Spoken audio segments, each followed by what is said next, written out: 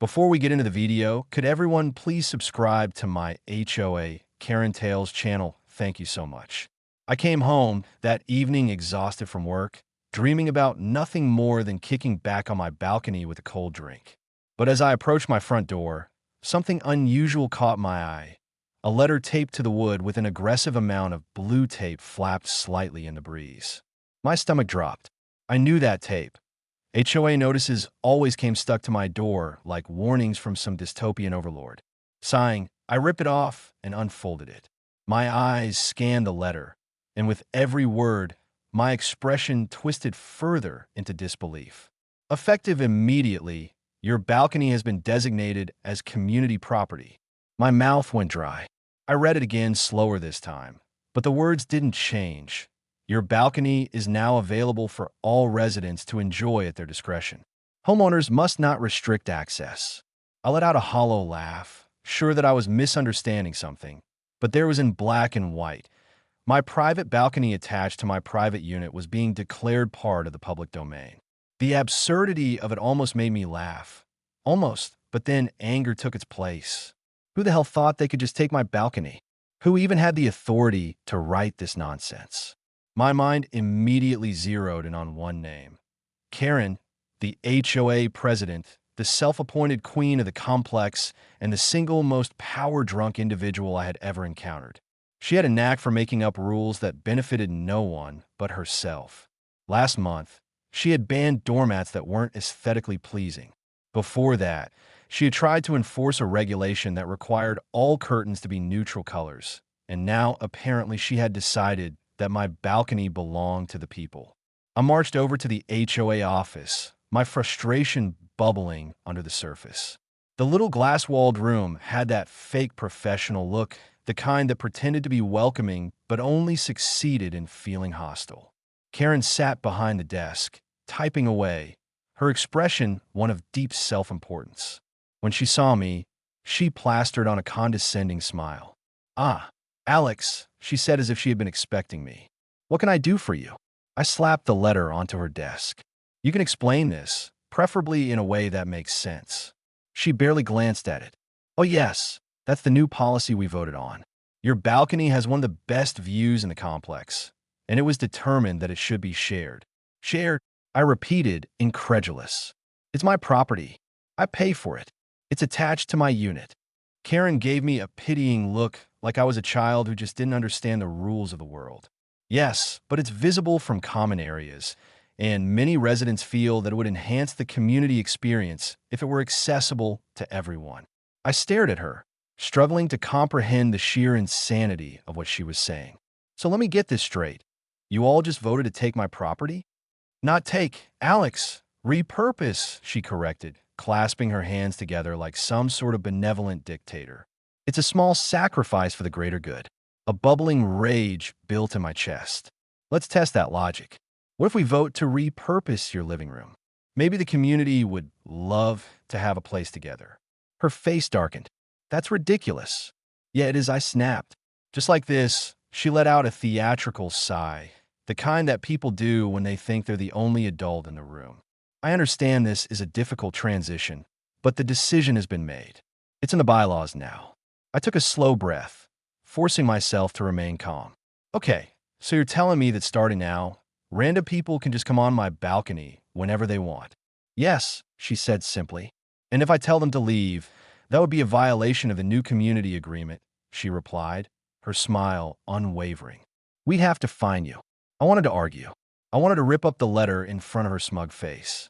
But I knew that fighting her here in her little throne room wasn't going to get me anywhere. So instead, I forced a smile. "Got it," I said, my voice eerily calm. "Thanks for the clarification." Karen beamed, clearly thinking she had won.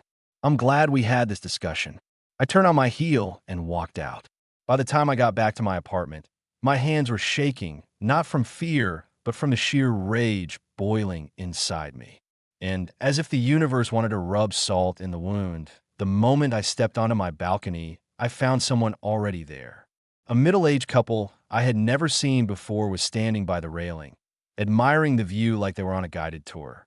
The man turned, smiled, and lifted his drink in a casual toast. "Great spot you got here." My jaw clenched. Yeah, I know. His wife gestured toward the chair I had bought with my own money. You don't mind if we sit, do you? Karen told us this was open for all residents now. I gripped the door frame so hard my knuckles went white. Actually, I do mind. The man chuckled as if I had just made some sort of charming joke. Well, rules are rules. Don't want to upset the HOA. Something in my brain snapped. Not in a violent way. No, something more dangerous, more creative. I realized I had two options.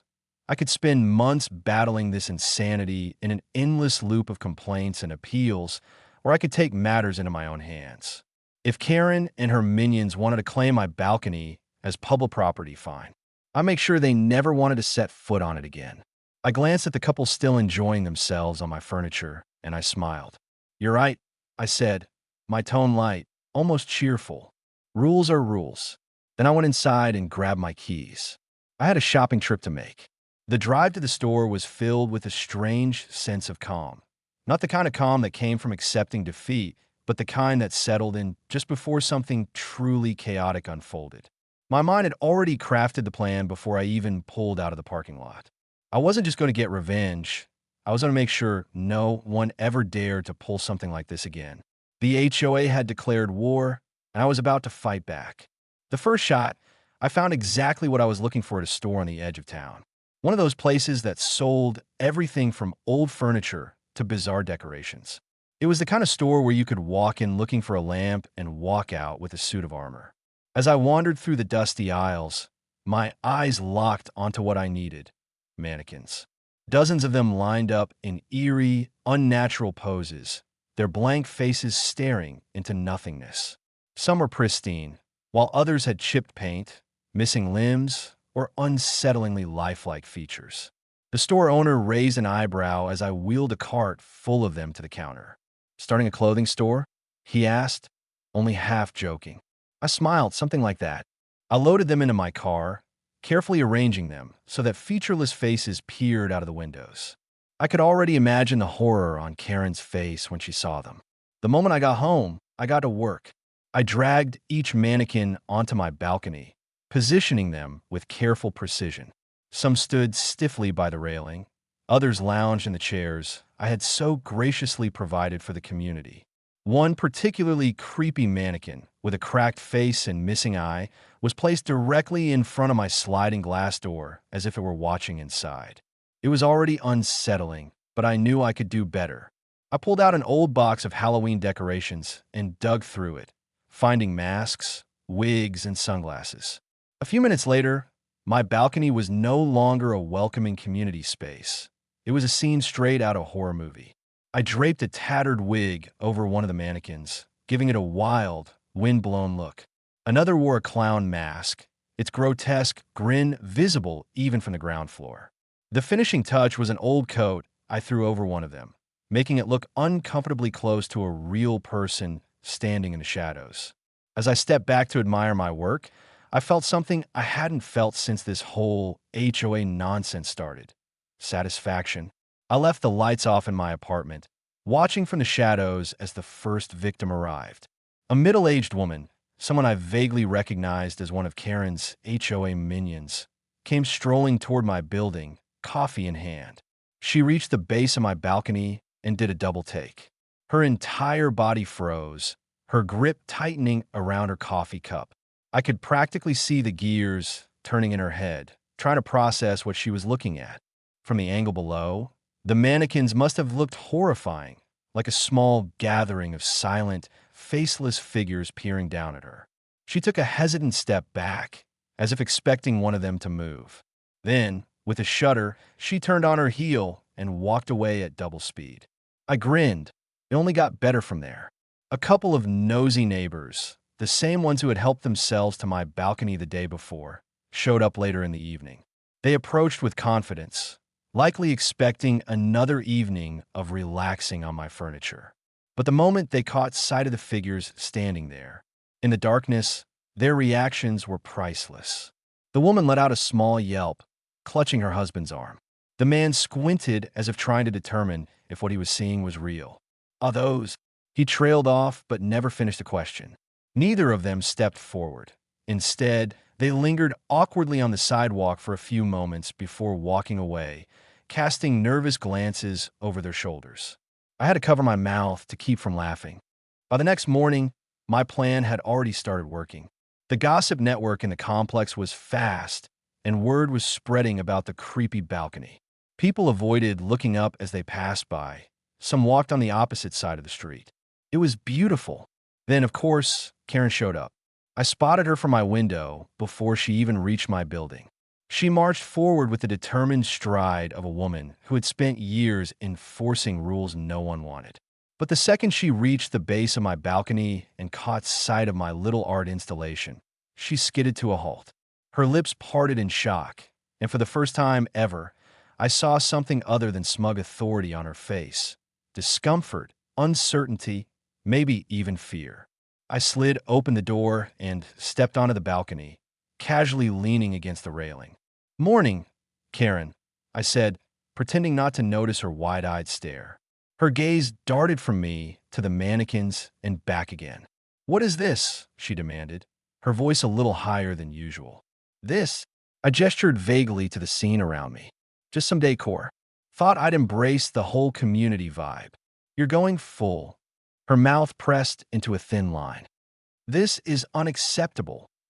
"Why?" I asked, tilting my head innocently. "HOA rules don't say anything about mannequins." She opened her mouth, then closed it again. I could see the struggle in her eyes. She wanted to tell me to take them down, but she had backed herself into a corner. If she admitted that my decorations were making people uncomfortable, she'd have to acknowledge that maybe, just maybe, forcing random strangers onto someone else's balcony was also a bad idea. She straightened her shoulders, clearly trying to regain control of the situation. "This is not in the spirit of community sharing," she said. I nodded. "Oh, I agree. But hey, I wouldn't want to be accused of making people uncomfortable in their own neighborhood. Should I take this issue up at the next HOA meeting?" Her eye twitched. She knew exactly what I was doing. "Enjoy your day, Karen," I added before stepping back inside and sliding the door shut. I watched as she stood there for a few moments, fists clenched at her sides. Then, without another word, she turned and stormed off. I knew this wasn't over. Karen wasn't the type to admit defeat so easily, but I also knew that I had just played my first move, and she hadn't been prepared for it.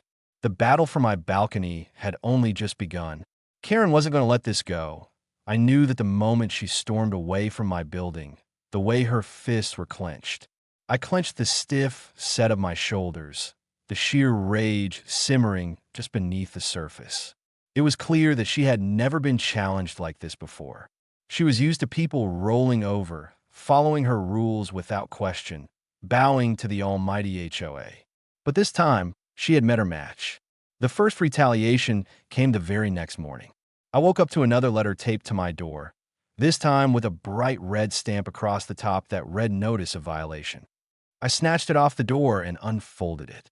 My eyes scanned the words, and I actually laughed. The HOA had suddenly decided to introduce a new rule. Balcony spaces must maintain a welcoming and aesthetically pleasing environment for the community.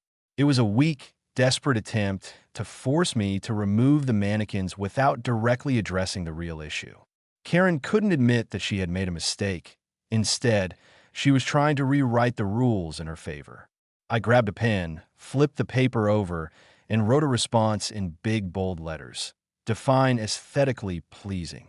Then I taped it right back on my door and went about my day. By lunchtime, Karen was back. I heard the sharp, angry knock before I even saw her.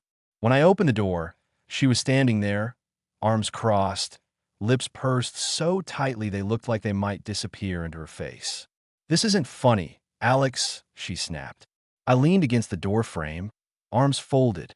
"I don't know what you mean. I'm just following the rules." She thrust a second notice at me. "Your decorations violate HOA policy." I took the paper, glanced at it, and smirked. "Oh, so now they're decorations? I thought we were talking about maintaining a welcoming community space." Her nostrils flared. "The HOA board has determined that your mannequins are inappropriate." I pretended to consider that. "Interesting. So, are there specific guidelines on decorations? A list of what's allowed and what's not?" She hesitated, and I saw the flicker of realization cross her face. She had walked right into a trap. There are general standards, she hedged. Great, I said. I'd love to see them. Shouldn't be a problem if we follow the rules, right? She glared at me. You need to take them down, Alex. I shrugged. Unless there's a specific rule against mannequins, I think I'll keep them. Her jaw tightened. You're making this personal. I smiled. Karen, you made this personal the second you tried to steal my balcony. She took a deep breath, visibly struggling to keep her composure. Fine, if you won't cooperate. The HOA will take further action. I nodded, looking forward to it. She turned on her heel and marched away, but I knew this wasn't over. She wasn't the type to back down, and I was actually excited to see what she'd try next. I didn't have to wait long. The next day, a maintenance crew showed up outside my building, standing around uncertainly as they glanced up at my balcony. I stepped outside and leaned on the railing. Can I help you guys? One of the men, clearly the supervisor, scratched the back of his head. We got a work order to... He gestured vaguely toward the mannequins. I raised an eyebrow. A work order from who? He looked down at his clipboard, then hesitated before answering the HOA. I smiled. Got a signed approval from the homeowner? The guy frowned. Oh, no. I nodded. Then you should probably leave before I call the cops for trespassing. The entire crew exchanged glances before the supervisor sighed and signaled for them to pack up. Karen must have thought she could just send people to do her dirty work without checking if it was legal. That was her first mistake. Her second mistake came that evening when I got another notice, this one threatening a fine of $50 per day until the mannequins were removed. I didn't even bother responding. Instead, I went shopping again. If Karen wanted to play games, I was going to take it up a notch. I found a thrift store that had an even better selection of mannequins, but this time I made a few modifications. I bought a couple of cheap motorized turntables and set them up so a few of the mannequins slowly rotated, just enough to make it seem like they were moving on their own. I added tiny speakers hidden in the plants, programmed to play faint whispers every few minutes. It was subtle, but enough to make anyone who walked by feel unsettled. By the time I was done, my balcony looked less like a shared community space and more like a horror movie set. The results were immediate. The first person to walk by that night, a woman out for an evening jog, paused in front of my building, staring up at the eerie display. Then, just as one of the mannequins began to turn, she gasped and bolted. I laughed so hard I nearly dropped my drink. The next morning, Karen was back, but this time she wasn't alone. She had brought reinforcements. A group of HOA board members stood behind her, all wearing identical expressions of disapproval. They weren't here to negotiate. They were here to demand. I stepped out onto my balcony, sipping my coffee like I didn't have a care in the world. Karen pointed up at me. This is harassment, Alex. I tilted my head. Harassment? I'm just decorating my private property. One of the board members, an older man with a permanent scowl, cleared his throat. Mr. Alex, we've received multiple complaints about your display. I smiled. Complaints? But I thought this was a shared space. People should be free to enjoy it, right? Karen's jaw clenched. You know exactly what you're doing. I took another sip of my coffee. And yet I'm not breaking a single rule. The board members muttered among themselves. They knew I was right. They knew that if they pushed this, I could take legal action, and that was the last thing they wanted. Finally, the scowling man sighed. We'll revisit the policy at the next meeting. Karen turned to him, outraged. We can't just let this stand. He shot her a look. We have to follow our own rules, Karen. I grinned. Now you're getting it. Karen's face turned red, but she had no comeback. She spun around and stomped off, the rest of the board trailing behind her. I leaned back. I sat against my chair watching them go. The wall wasn't over yet, but I had just won the biggest battle, and Karen knew it. The days after Karen's failed attempt to force me to remove the mannequins were eerily quiet. Too quiet. I knew her well enough by now to recognize that she wasn't the type to accept defeat easily. She wasn't sulking in the shadows. She was plotting. I could feel it. The silence wasn't victory. It was the deep breath before the next storm. That storm arrived in the form of a thick envelope shoved under my door one morning. I picked it up, already expecting another HOA notice, but when I opened it, I found something different: legal documents. A formal complaint filed by the HOA against me, citing my mannequins as a violation of community standards and an intentional act of disruption. They were attempting to take me to small claims court, seeking fines and a mandatory order to remove the mannequins. I laughed, not because it was funny, but because it was so absolutely predictable. Karen couldn't win by force, so she was trying to bury me in bureaucracy. I flipped through the pages, taking my time. The complaints were flimsy at best, relying on vague language and subjective arguments, causing distress among residents, lowering property values, creating an unwelcoming atmosphere. There wasn't a single legitimate legal violation in the whole document. It was just Karen using the HOA's power to intimidate me into submission. She had underestimated me. If she thought I would panic and remove the mannequins, she had no idea who she was dealing with. I spent the next few hours making calls. A friend of mine from college had gone into law, and while he wasn't a specialist in HOA disputes, he knew enough to look at the paperwork and laugh. His advice was simple: they don't have a case, they are bluffing. But if you want to have some fun, you can absolutely push back. That was exactly what I planned to do. I responded with a counterclaim, filing my own complaint against the HOA for harassment, selective enforcement, and an attempt to enforce rules that weren't legally documented. I demanded that they provide a detailed list of all previous cases where they had enforced aesthetic guidelines on private property. I knew they wouldn't be able to. Karen only made rules when they suited her personal vendettas. When the HOA received my response, the real meltdown began. Karen showed up at my door in person, something she usually avoided unless she was feeling particularly desperate.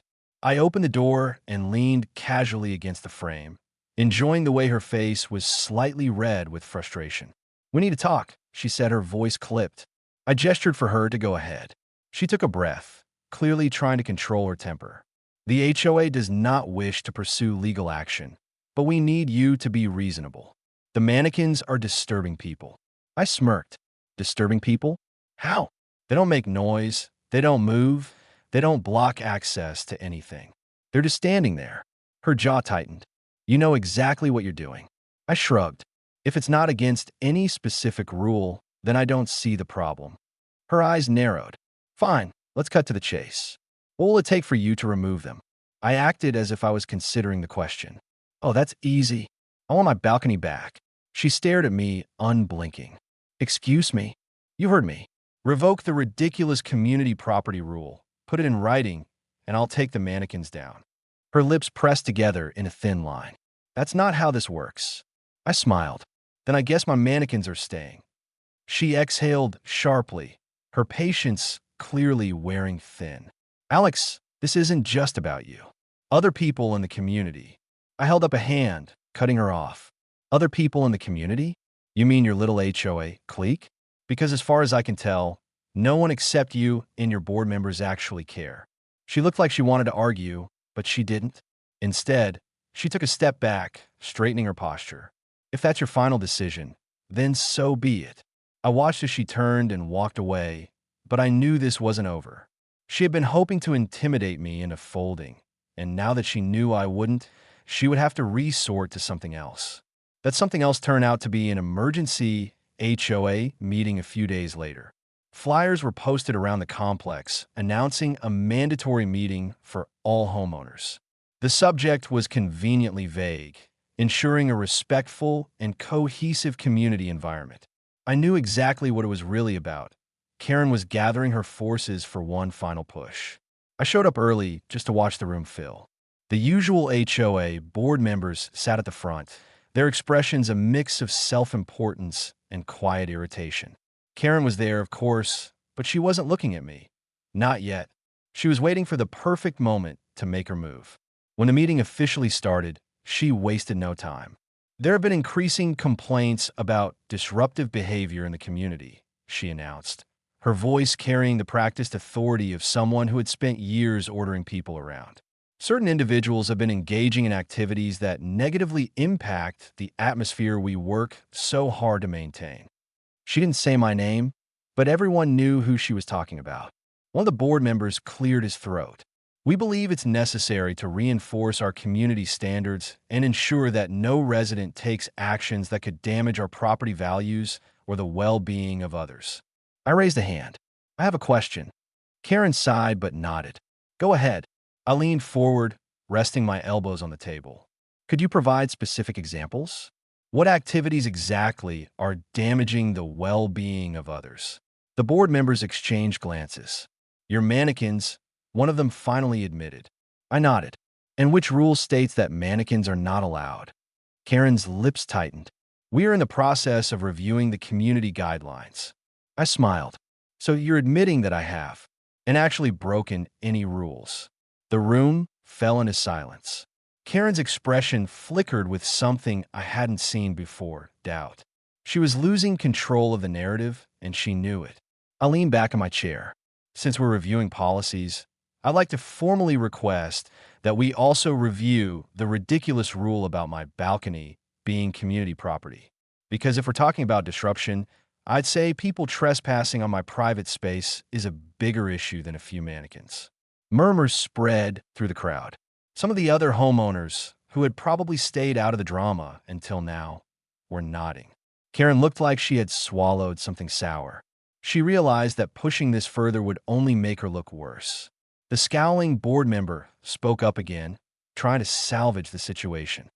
We will take all concerns into consideration and revisit them at our next meeting. I smirked. Sounds good to me. The meeting wrapped up with no official decisions made, but I knew I had won the real battle. The HOA was crumbling under the weight of its own nonsense, and Karen had lost the support she relied on. I walked out of that room with a sense of satisfaction. The war wasn't officially over, but the end was in sight. The fallout from the HOA meeting was immediate. The next morning, I noticed a shift in the way people looked at me as they passed by. It wasn't the usual glares from Karen's inner circle, nor was it the confused glances from the neighbors who had stayed out of the fight. This was different. There was curiosity. A few people even nodded at me in a way that felt almost approving. The tide was turning. Karen, however, was far from done. She had been humiliated in front of the entire HOA, and I knew she wasn't the type to let something like that go. She had lost the battle, but she was still scrambling to win the war. That became obvious when I received yet another letter from the HOA. Though this time, it wasn't a violation notice, it was an announcement. The next HOA meeting would include a vote on an emergency amendment to the bylaws, specifically targeting obstructive or disruptive balcony decorations. It was clear what Karen was trying to do. She was hoping to rally enough support to pass a new rule banning my mannequins, and once it was official, she would have the power to enforce it. I had to admit I admired her persistence, but she had forgotten something important. She wasn't the only one who could play dirty. I spent the next few days preparing for the vote, but not in the way Karen expected.